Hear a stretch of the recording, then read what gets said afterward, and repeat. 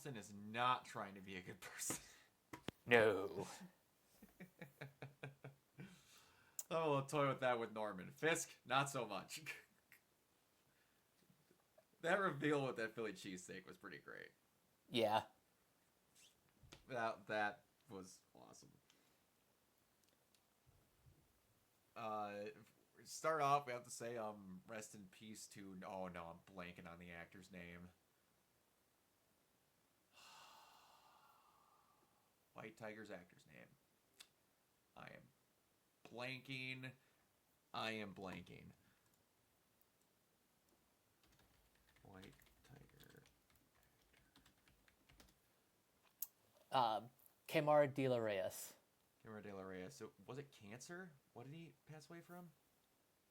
I believe it was. Yeah, cancer. Rest in peace, because you haven't even seen you in the suit yet, technically on screen, other than through a surveillance camera, and you're already freaking awesome. So, gone too soon.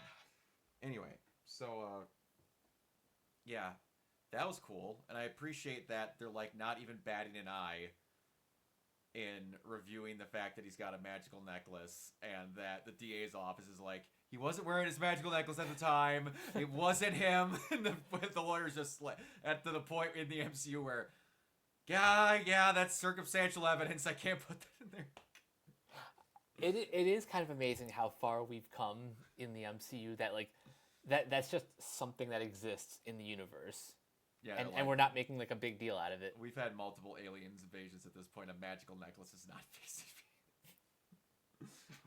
Oh, shit. I love it so much. Oh, it's great.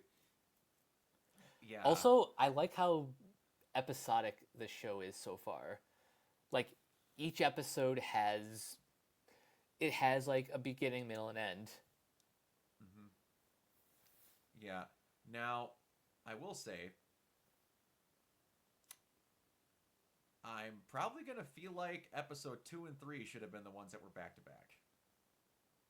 I'm actually kind of agreeing with that, just because Hector's case isn't fully resolved yet, so it feels a little weird that this is where we're stopping things. Yeah, we stopped in the middle of a bunch of stuff happening, and there wasn't like a clear kind of cut point. This is what I mentioned in the last one, where I feel like they're doing this for a timing purpose.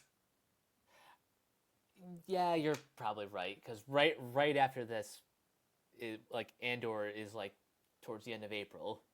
Mm-hmm. So it makes sense. But yeah, either way, no, it's good. It'll be interesting to see what we get from the witness once that all shakes out. I appreciate. I know that people don't like certain things being added in to shows and certain beliefs of other things being added in for other things, but I appreciate that they're keeping the Catholic guilt with Daredevil. Mm-hmm. Because I'm not gonna lie, that's kind of like ripping Gotham City away from Batman. Yeah, like this is a very important part of Matt's character, so to not address it would make the show feel empty. Yeah, and like the speech he gave Fisk with Retribution and like him sitting outside the church. I heard someone say that they like totally took out the religious side of. I'm like, what show are you watching? I was gonna say like that. Like, I understand he's not the Batfleck or the Ben Affleck movie where he's literally sleeping in a coffin in the middle of a church, but like, it's still there. Yeah. I can't with people. He doesn't step inside a Catholic church. I don't believe it.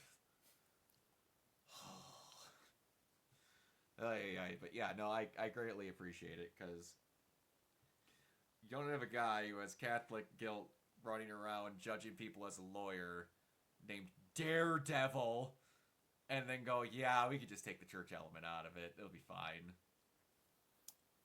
No. Yeah, no. I'm glad they're at the very least they're like still using like imagery and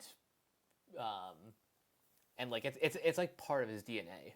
Yeah, because like the post that I saw mention it was like someone popping a gasket because they're like, they showed all this shit in Miss Marvel, but they aren't willing to show anything of his cat. Like, just because he didn't go into a church doesn't mean it's not there. This is called doing it subtly, not shoving it in your face. It's called the proper way to do it. You don't see every single Batman TV show going, he's an orphan. 5 minutes later, he's an orphan. My God, did you know he's an orphan? They bring it up when they need to. Exactly. Good God. I will tell you the twist that Heather's going to be doing couples counseling for the Fisks. that was both like a little bit surprising, but also kind of hilarious too. It's fantastic. And I love how they did the switch around where that guy's at the booksy is like, I really need help. Can you help me? He goes, yeah, I can shuffle some stuff around. And you fully expect it to be this random guy from the book signing. And then, no, it's coming for couples therapy. And I like how she had to address it as a new client. Because she has to be aware that he does not like Fisk. Mm-hmm. So, yeah, that was pretty good. Those two are very good together. They are. The chemistry's great. You know what this is reminding me of? And this is not because I'm saying that Karen's character was bad. Because I'm not. They were great together. This feels like Patty. Yes. She even kind of looks like Patty too. A little bit. For those that don't know, I loved The Flash. I loved the first seasons of The Flash. When they started making lightsabers out of Speed Force lightning, I just gone. And We Are the Flash made me want to throw up. But anyway, he never had good chemistry with Iris. I'm just gonna say that point blank. And that showed so much when Patty came in for half a season and outshined her within an episode. Patty was great. Patty was great. Now, Karen is not bad. But I'm saying this is the breath of fresh air with like a new love interest with her. Because this is not the upgrade from one's bad or the other. Both of them are fantastic. It's just kind of the feeling of the new kid coming in with Patty.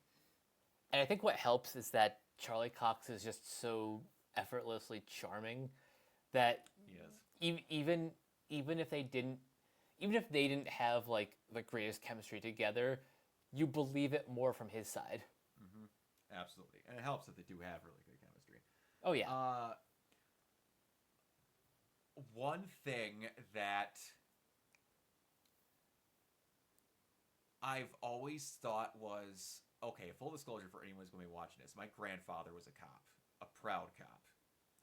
Loved by the community, everyone around him, went out of his way to help anyone wherever he could, and he was great at it. He was one of those people that hated when anything dirty, cop involved, anything he hated. You do your job, you're meant to help people, and that was it. One thing that I've always disliked, and they're doing it in this, and I appreciate it, is when I would see, and I seen it multiple times when I was in New York. And, I think even once I saw it on a vehicle when I was in Biola Battery, when a cop puts a Punisher logo on their vehicle. That is the most brain-dead, you don't understand what that emblem means ever. It's interesting how we're seeing that in universe, too. Yeah, and I appreciate that they're doing that, because that is when you can actually see that a cop is bad. If you ever see a police officer rocking the Punisher logo, they either A, never read a Punisher comic, or B, they're likely a bad cop and became a cop for the wrong reasons. Mm-hmm. Because Punisher's entire deal is that he's doing what he feels cops won't do. And can't do because they're cops. Yep. Because he'll openly admit, I'm not within the law with what I'm doing. I am going outside the law to handle things. If you're a police officer and you feel that you're doing the same things the Punisher are, you're no longer a cop. You are a murderer. Exactly. Now, Frank is a murderer for good reasons. Oh, sure.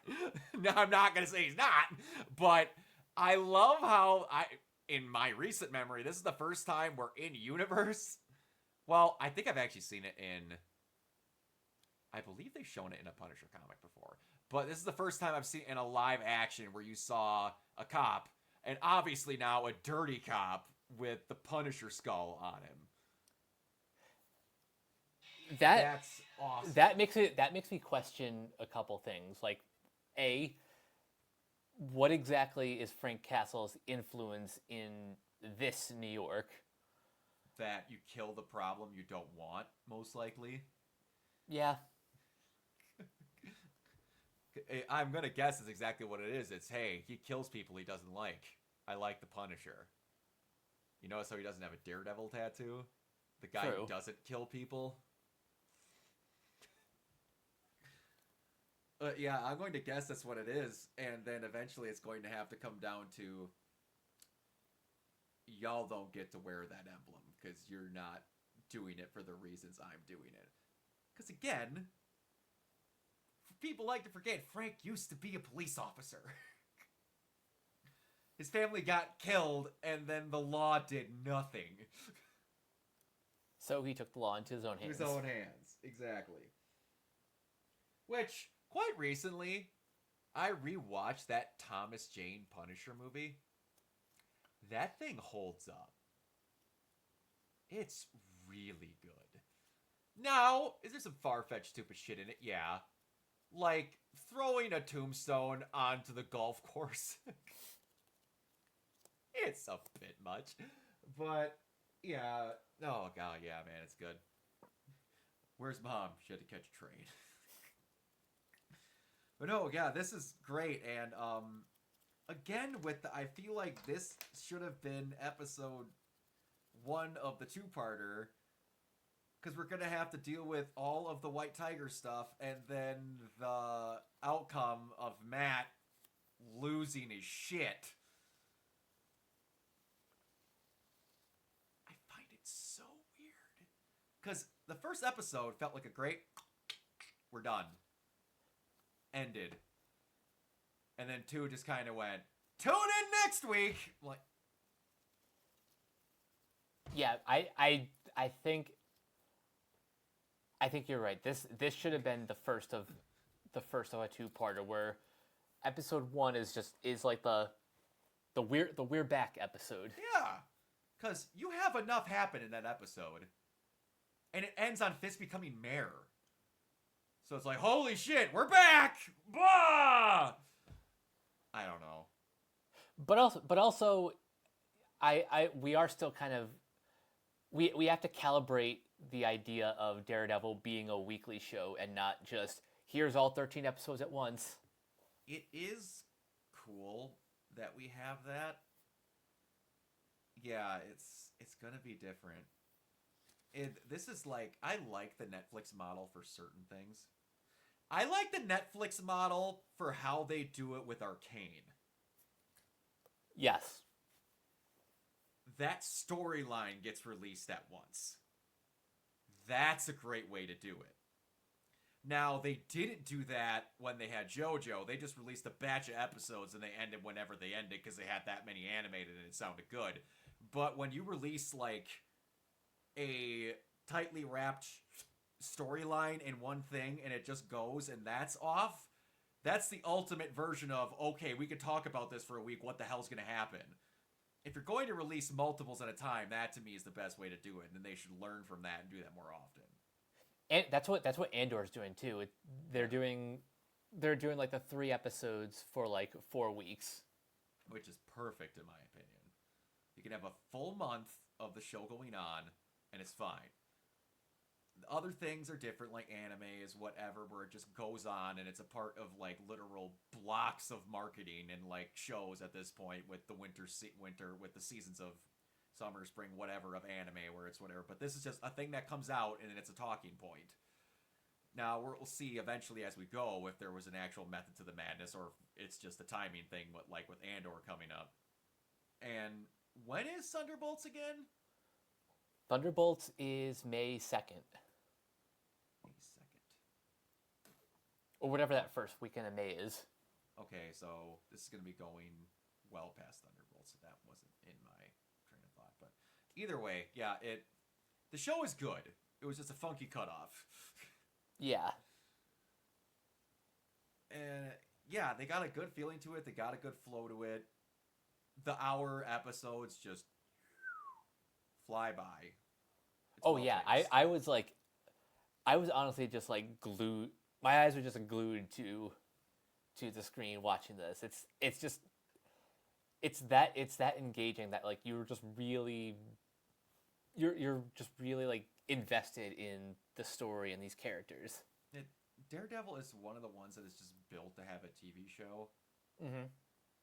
And it's the thing where Marvel doesn't have the stupidity rule that DC had for the longest time with Batman.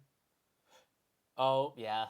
Where we can't have him on blah blah blah blah because he's a character, and if we have him in the movies, those people can't show up in cartoons because people won't know the different. I've never really understood that whole thing. I never did either. But yeah, thankfully it's not, because like these are characters like this where it's a crime drama. It's a procedural. That's what this is. It's the most simple. Take Formula A, character B, and you have a TV show. It writes itself half the time. Because you have a natural hook to see all these crime scenes through because he's a lawyer. Like, I can't believe it took so long to have a TV show based on Daredevil. Like, even the Netflix show was... Like, it didn't get to feel quite like a procedural because it was the Netflix model and it was like the binge model. Mm-hmm. This kind of feels like they've borrowed like some of the aesthetic, but it's become a little bit more episodic. Mm-hmm. Absolutely, and I appreciate the crap out of it. Yeah, I'm really enjoying it. Do you have anything else you want to add? I'm just really curious to know what's going on next week. Yeah, I have no freaking idea what they're doing, but they know what they're doing, because it's done well, and we got a good chunk of episodes, so that makes me excited. But yeah, Mike, where can everybody find you? You guys can find me on various social media sites at Captain K42. You can check out my quick thoughts on letterboxd.com/CoachK42. And you can follow Renegade Pop Culture on Facebook and Blue Sky at Renegade Pop Culture. You can also find us here on YouTube, on Podchaser. Consider supporting our Patreon at patreon.com/Renegade Pop Culture. Listen to all of our podcasts on Spotify, Apple Podcasts, or wherever you listen. And last but not least, everything can be found at renegadepopculture.com. You can escape, so do we. Absolutely. You can find me ever at Organized Zero, mainly on Twitch and YouTube. If you're into cosplays, Comic-Con conventions, and stuff like that, you can check out my Instagram, also at Organized Zero. If any of you are somehow watching this and going to be at Anime Milwaukee this weekend, I will be there cosplaying as Virgil on Friday, Nero on Saturday, and The Chosen from Smosh on Sunday. If you see me, come and say hi. I know I'm one of the only people that cosplays Nero. The other people don't show up, so you'll likely see me. But, yeah, until next time, we will see you all later. Bye! Peace.